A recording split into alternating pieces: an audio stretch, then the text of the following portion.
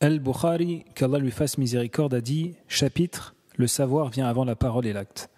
La preuve à ce sujet est sa parole, subhanahu wa ta'ala, sache qu'il n'y a d'autre divinité digne d'être adorée qu'Allah et implore l'absolution de tes péchés. Il a donc débuté par le savoir avant la parole et l'acte. » Il s'agit d'Abu Abdillah Muhammad ibn Ismail ibn Ibrahim al-Bukhari, originaire de la ville de Bukhara, située en Extrême-Orient. Né à la fin du IIe siècle de l'Hégire en 194 et décédé en 256 à l'âge de 62 ans. Il est l'auteur du fameux recueil de hadith Sahih al-Bukhari et de nombreux autres ouvrages très instructifs et bénéfiques qu'Allah lui fasse miséricorde.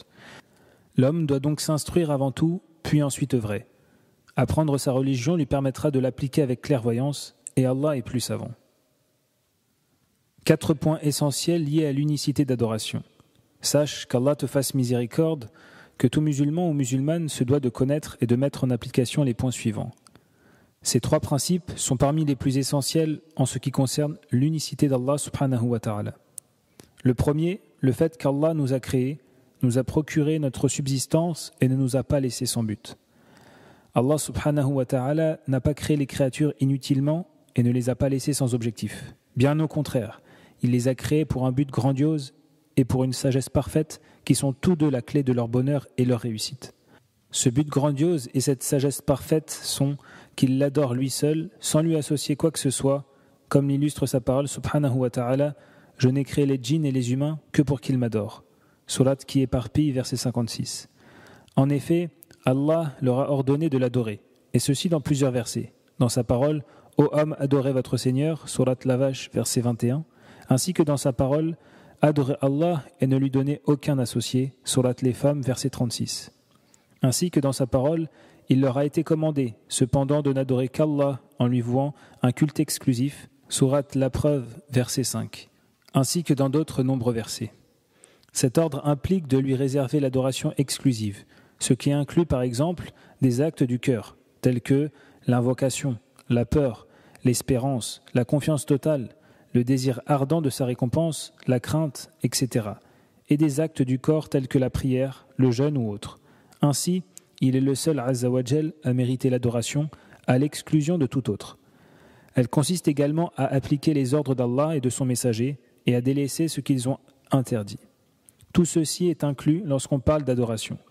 Voici donc en quoi consiste l'islam, la religion, la foi et la guidée. Ainsi, tu ne dois prier que pour Allah, ne t'incliner que pour lui, n'immoler que pour lui, n'invoquer que lui, ne placer ta confiance totale qu'en lui. Quant au fait de demander de l'aide à une personne qui est présente et capable de te l'apporter, cela est autorisé et n'est pas considéré comme une adoration.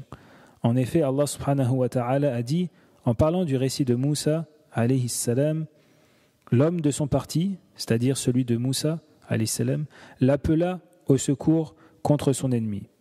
Sourate le récit, verset 15. En l'occurrence, Moussa alayhi salam était tout à fait capable de le secourir. En revanche, invoquer un mort, une personne absente qui ne t'entend pas, une statue, un djinn, un arbre ou autre est un acte de polythéisme majeur, celui au sujet duquel Allah a dit « L'association à Allah est vraiment une injustice énorme » Sourate Luqman, verset 13. Mais s'ils avaient donné à Allah des associés, alors tout ce qu'ils auraient fait eût certainement été vain. Sourate les Bestiaux, verset 88. Certes, Allah ne pardonne pas qu'on lui donne des associés. À part cela, il pardonne à qui il veut. Sourate les Femmes, verset 116. En effet, il t'a été révélé, ainsi qu'à ceux qui t'ont précédé, si tu donnes des associés à Allah, ton œuvre sera certes vaine. Sourate les Groupes, verset 65. En résumé, Allah subhanahu wa ta'ala nous a créés et pourvus et ne nous a pas laissés en vain. Bien au contraire, il nous a ordonné de l'adorer lui seul, de lui obéir et de délaisser tout péché. Au contraire, il nous a envoyé un messager, quiconque lui obéit entre au paradis et quiconque lui désobéit entre en enfer.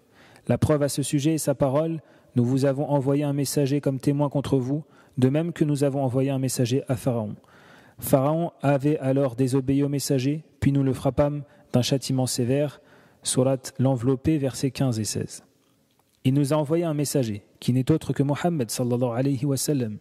Il lui a révélé le Coran pour que l'on se guide de sa lumière. pour que l'on applique les ordres qu'il contient et que l'on s'abstienne des interdits qu'il renferme. Tout ceci eut lieu par la transmission de Mohammed, le messager d'Allah sallallahu alayhi wa sallam, qui est le meilleur et le dernier des prophètes et des messagers, et leur imam, envoyé aux gens pour leur enseigner leur religion. Quiconque obéit à ce messager et se maintient sur sa religion aura le paradis pour récompense. Mais quiconque lui désobéit et s'écarte de sa religion aura le feu pour destinée, comme Allah l'a dit, nous vous avons envoyé un messager comme témoin contre vous. C'est-à-dire qu'il témoigne de vos actes. Pharaon avait alors désobéi au messager, puis nous le frappâmes d'un châtiment sévère, c'est-à-dire nous le saisîmes durement dans la vie d'ici-bas en le noyant et dans l'au-delà par le feu de l'enfer. Le deuxième, Allah subhanahu wa ta'ala ne tolère jamais qu'on lui associe quoi que ce soit dans son adoration, ni ange rapproché, ni prophète envoyé. La preuve à ce sujet est sa parole, les mosquées ne sont consacrées qu'à Allah. N'invoquez donc personne avec lui. Surat les Djinns, verset 18. Le deuxième point vient corroborer et compléter le premier. Il consiste à savoir qu'Allah ne tolère pas qu'on lui associe quoi que ce soit dans son adoration, de la même manière qu'il est le seul créateur, pourvoyeur, celui qui donne la vie et la mort, comme il est stipulé dans le point précédent. Il n'accepte pas qu'on lui associe quelque créature dans son adoration, ni ange rapproché, ni prophète envoyé, ni autre chose, car l'adoration est le droit exclusif d'Allah, tel qu'il l'a dit dans sa parole, et ton Seigneur a décrété n'adorer que lui. Surat le voyage nocturne, verset 23. Ainsi que dans sa parole, c'est toi seul que nous adorons, et c'est toi seul dont nous implorons le secours. Surat al-Fatiha, verset 4. Aussi, l'association ou le polythéisme est le pire des péchés. C'est pour cela que l'obligation de lui vouer exclusivement l'adoration, de même que l'interdiction de lui associer quoi que ce soit, apparaissent dans de nombreux versets. Ainsi, il est nécessaire de joindre les deux choses suivantes. Croire qu'Allah subhanahu wa ta'ala est le seul créateur, pourvoyeur, le seul à donner la vie et la mort. Et dans le même temps, croire qu'il est celui qui mérite l'adoration, qu'elle soit un sacrifice, une prière, un jeûne ou toute autre d'adoration, comme il le dit, « Votre Dieu est une divinité unique ». Surat la Vache, verset 163, et comme il le dit, « N'invoquez donc personne avec lui ».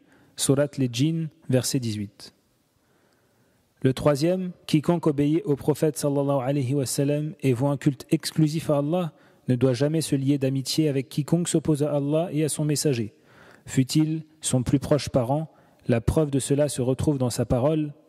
Tu n'en trouveras pas parmi les gens qui croient à Allah et au jour dernier, qui prennent pour amis ceux qui s'opposent à Allah et à son messager, fussent-ils leur père, leurs fils, leurs frères ou les gens de leur tribu. Il a prescrit la foi dans leur cœur et les a aidés de son secours.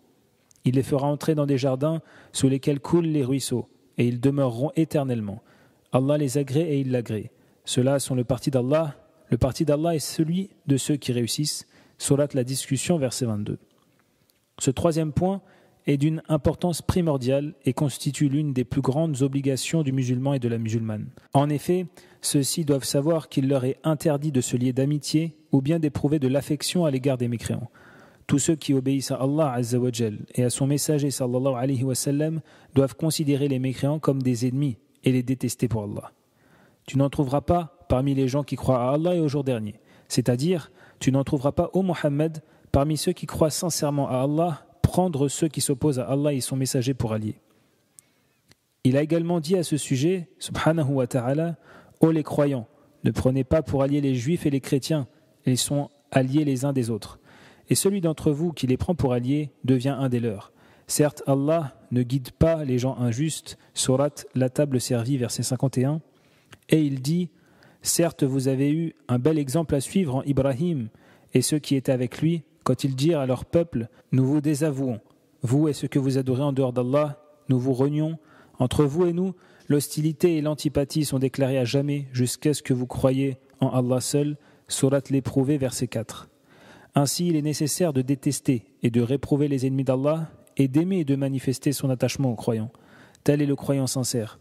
Il aime les alliés d'Allah et s'associe avec eux dans le bien, de même qu'il hait les ennemis d'Allah, leur est hostile et les considère comme ennemis, tout cela pour satisfaire Allah. Ceci n'empêche pas de les inviter à la religion et de les accepter en territoire musulman, tout en exigeant de leur part l'impôt de la capitation, al-jizya, car le messager d'Allah sallallahu alayhi wa sallam a exigé cet impôt des juifs, des chrétiens et des masdéens. et le fait d'accepter qu'ils payent al-jizya n'est pas une preuve d'affection à leur égard, car cet impôt apporte une aide pour les musulmans. Et s'ils refusent l'islam, puis refusent de s'acquitter de cet impôt, et sont combattus lorsque cela est possible. Ce jugement s'applique sur les gens du livre et les Mazdéens uniquement. Quant aux autres polythéistes, tels que les adorateurs de statues, les communistes, les athées et autres catégories de mécréants, on n'accepte pas d'eux al-jizya. Mais on les combat jusqu'à ce qu'ils adoptent l'islam dans la mesure du possible. C'est ce qui est voulu dans sa parole, subhanahu wa ta'ala, et combattez-les jusqu'à ce qu'il ne subsiste plus d'association et que la religion soit entièrement à Allah, sourate le butin, verset 39. Et dans sa parole, léger ou lourd, lancez-vous au combat et luttez avec vos biens et vos personnes dans le sentier d'Allah, cela est meilleur pour vous, si vous le saviez, sourate le repentir, verset 41. Et dans sa parole, subhanahu wa ta'ala, après que les mois sacrés expirent, combattez les polythéistes où que vous les trouviez. Capturez-les, assiégez-les et guettez-les dans toute embuscade. Si ensuite ils se repentent, accomplissent la salat et acquittent la zakat, alors laissez-leur la voie libre, car Allah est pardonneur et miséricordieux. Sourate le repentir, verset 5. Les versets qui vont dans ce sens sont nombreux et sont à appliquer dans la mesure du possible. En effet, Allah subhanahu wa ta'ala dit « Allah n'impose à aucune âme une charge supérieure à sa capacité » Sourate Lavage, verset 286.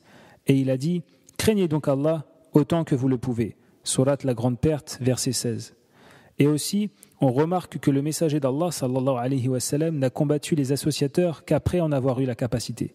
De fait, sa parole « Il les a aidés de son secours » signifie « Il les a rendus puissants par une force venant de lui ».